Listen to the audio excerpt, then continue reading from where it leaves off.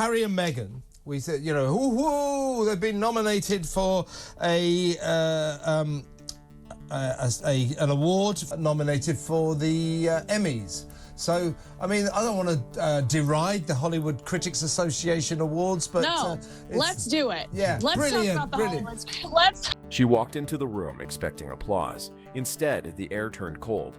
The whispers grew louder. And then boos.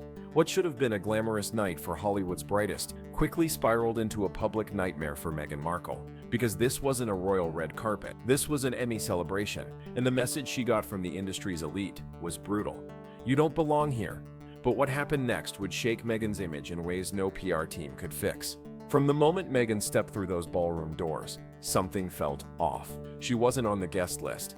She wasn't announced, yet she walked in with the confidence of someone expecting cameras to follow her every move. Instead of excitement, the room froze. Conversations dropped, people whispered, eyes darted across the room as if asking the same silent question: why is she here? Sources close to the event later confirmed the truth. Meghan hadn't been invited. Not by HBO Max, not by the Emmys, not by anyone connected to the celebration. She had simply shown up, unannounced, unwelcomed, and completely unprepared for the backlash. What was supposed to be a night honoring the best of television suddenly turned into a social disaster, one that Meghan herself had created. But here's the real question. Was this an innocent miscalculation, or a deliberate stunt to claw her way back into the spotlight? What do you think? Was Meghan just trying to be part of the conversation? Or was this another attempt at hijacking Hollywood's attention? And just when the tension seemed like it couldn't get any worse, something else happened. But that's not all. More prestigious than it is. Right. You know, if you look at this Hollywood Reporter article about some of the scandal that's gone on with the HCA Awards, they have literally, specifically, there is an example given about them deciding that they wanted the Hate You Give to win for Best Picture or something. So the founder giving Kristen Stewart awards because he's obsessed with her and he likes for her to show up at the award show. So this to me is the biggest PR stunt from the HCA, trying to legitimize themselves, because what they want is for Harry and Meghan to show up. What they want is for you and all of these people to... The organizers had no idea what was happening. Security staff exchanged nervous looks, unsure how someone not on the roster had walked right through. Radios crackled, assistants rushed across the room, and HBO Max representatives were suddenly scrambling to contain a situation that shouldn't have existed in the first place. One producer, nominated that night, later described it in one word: intrusion. Another insider whispered that it felt less like an appearance and more like a hijacking, the kind of move that screamed desperation rather than celebration. No one knew how she made it past the checkpoints, but the fallout was immediate.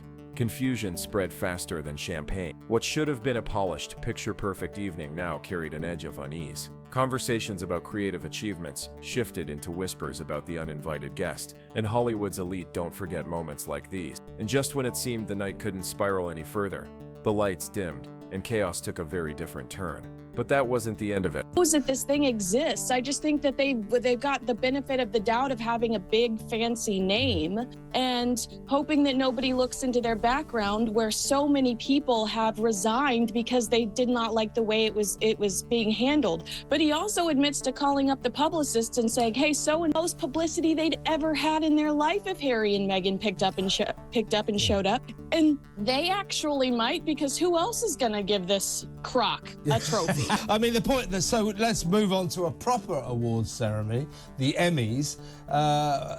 Potentially win an Emmy, went haywire a few months ago. I just cringed because I thought, certainly not. Certainly somebody's going to say this is completely one-sided. There's a lack of transparency, and it's littered with contradictions based on some of their own. As the speeches began, the room expected elegance. Instead, the lights flickered. Screens set up around the venue glitched, cutting through highlight reels with sudden flashes of distorted images and jarring messages. For a few seconds, no one knew if it was a technical error or something far more deliberate. The interruptions weren't random.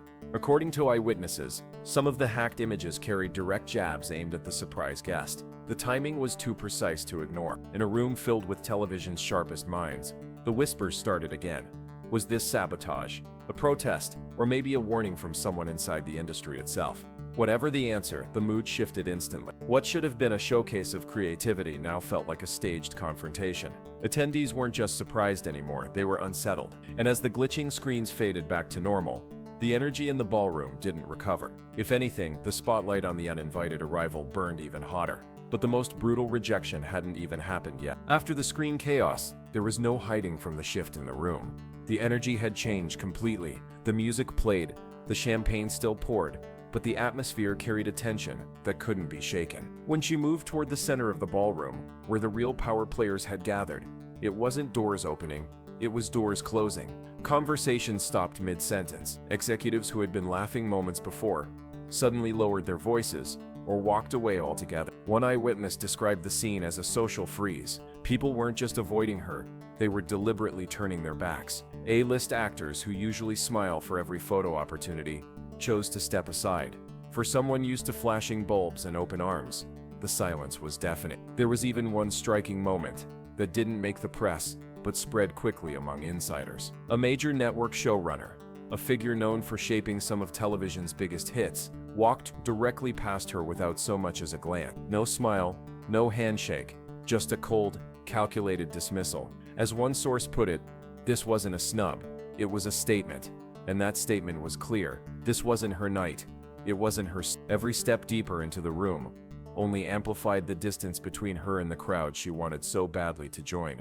She tried to keep her composure, holding herself upright, smiling at moments where no one was smiling back. But the more she pressed forward, the more obvious it became. This wasn't presence, it was intrusion. The aura that once made her the center of attention now seemed to work in reverse, pushing people away instead of drawing them in. By the time she reached the cluster of executives near the stage, the isolation was undeniable. Even the cameras that might have given her a moment of spotlight weren't raised. Nobody wanted the shot. For an industry that thrives on images, that silence spoke louder than any headline. And just when it seemed the embarrassment had reached its peak, the outside world caught wind of what was happening. Because the real humiliation wasn't contained to that ballroom. It was about to go viral. But that's not the whole story. Racist in this 6 hours of Netflix. So, to me, I just thought there's certainly no way that this is going to get an Emmy nomination. Here we are now hearing that they are allegedly devastated over the snub. And I, you have to give credit where credit is due. It was one of the most streamed. Compelling because there they were doing what they do best, pouring an enormous bucket over the royal family, over King Charles, and indeed the entire British nation, who they basically accused of being the beneficiaries of slavery. My family come from Ireland. I don't think we've ever benefited from. It didn't take long for the whispers inside that ballroom to spill onto the internet. By the next morning, clips from shaky phone cameras were everywhere. Her walk through the room, the silence that followed, and yes, the unmistakable sound of booze echoing in the background. Hashtags like John Uninvited Royal and Meghan began trending almost instantly. Within hours, memes circulated comparing her entrance to an unwanted wedding guest, and the comments were merciless. "This is for real talent," one caption read. "Why is she here?" another echoed. What stung the most wasn't the trolls, but the shift in tone from people who once sympathized. Even accounts that had defended her against royal criticism were now questioning her judgment. The narrative had flipped. Instead of a woman reclaiming her space, she was seen as someone forcing her way into a spotlight that no longer belonged to her. And the damage didn't stay online. Headlines from major outlets started picking up the story, framing it as a humiliation in front of Hollywood's elite. The story wasn't about Emmy nominees anymore.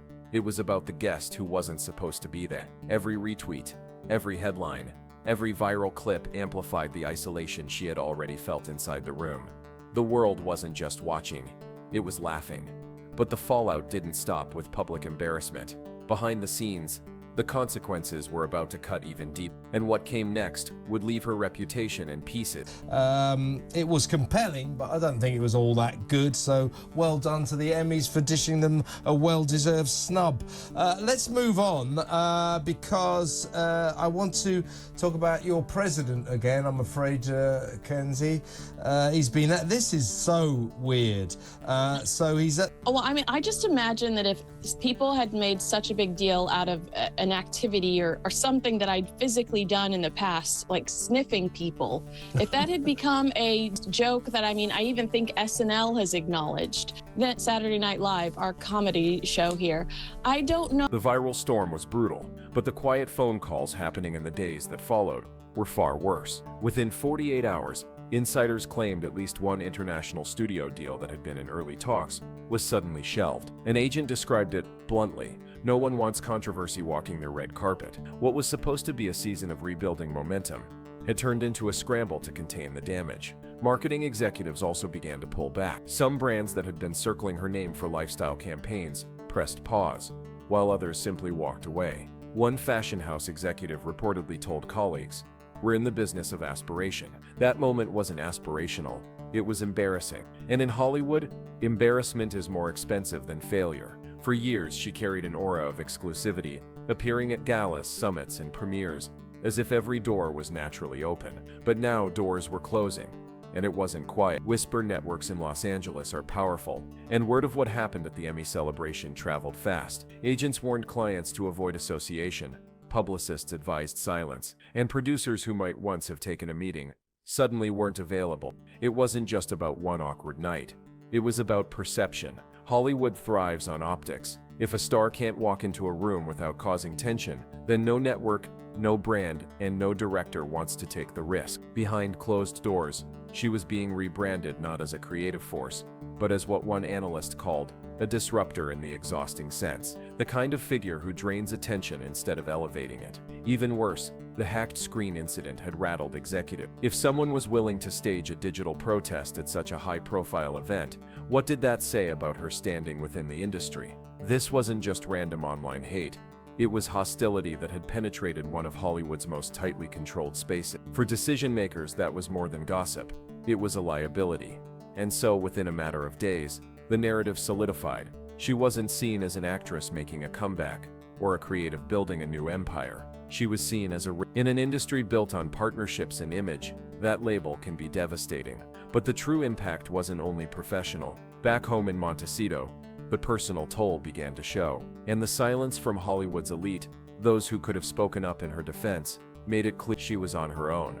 But that still wasn't the end of the story. Back in Montecito, the aftermath hit hard. Sources close to her say the reception at the Emmy celebration left her shaken in a way she hadn't anticipated. She had expected some buzz, maybe even a little skepticism, but not open rejection, not boos, not silence from peers who once stood beside her. Friends who spoke quietly about the night described her as stunned. She had walked into that ballroom convinced it would be another moment to prove she still belonged among Hollywood's elite. Instead, she left through a side exit, escorted discreetly by staff, without cameras, without fanfare, without allies. What made it worse was the silence that followed. In an industry where public support often comes in the form of a single tweet, not one major star came forward to defend her. No Instagram posts, no quick words of solidarity, not even the usual polished PR statements. The absence was louder than any insult. For someone trying to rebrand as a power player, that silence carried a chilling message. Relationships are currency in Hollywood, and her account was running dry. A world that had once embraced her now seemed to be closing ranks, leaving her on the outside looking in. Behind closed doors, she reportedly admitted she hadn't seen the rejection coming, and insiders whispered that she was scrambling to figure out her next move. But rebuilding in Hollywood isn't easy when the very people you need to help you forward have already turned away. And that's when the story stopped being about one bad night and became a cautionary tale. Because the message wasn't just about her, it was about what Hollywood will and won't tolerate. And the most brutal part of that message was still to come. Okay, Joe, we've been thinking about the presidential campaign and the baby biting thing, we don't like it. What do you think? Yeah. Get rid of it, yeah? Can we stop sniffing anybody, all the people? I just don't know.